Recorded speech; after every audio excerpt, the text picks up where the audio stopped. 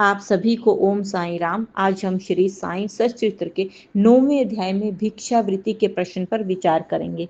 संभव है कि कुछ लोगों के मन में यह प्रश्न उत्पन्न होगा कि जब बाबा इतने श्रेष्ठ पुरुष थे तो फिर उन्होंने आजीवन भिक्षावृत्ति पर ही क्यों निर्वाह किया।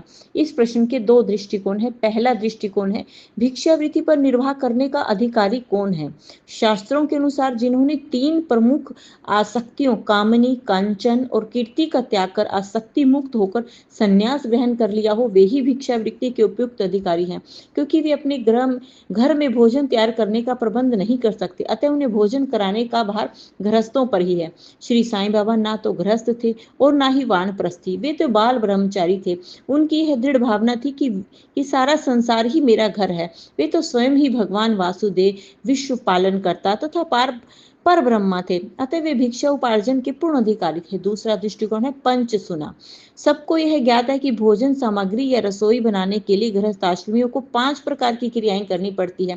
पहली है कंडनी पीसना, पेशनी डलना, उद्कुंबी बावड़ी से पानी निकालना, मार्जनी माजना या धोना, चूल्ही चूल्हा सुलगाना। इन क्रियाओं के परिणाम स्वरूप अनेक कीटाणु और जीवों का नाश होता है। इस प्रकार गृहस्थाश्रमियों को पाप लगता है। इन पापों के प्रायश्चित के फलस्वरूप शास्त्रों ने 5 प्रकार के यज्ञ करने की आज्ञा दी है।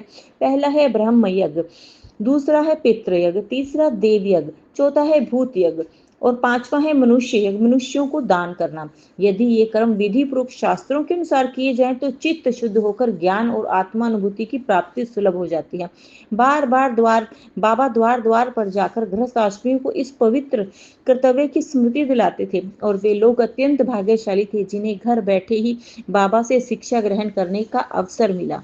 बोलो श्री साईनाथ महाराज की जय हो। ओम साई राम।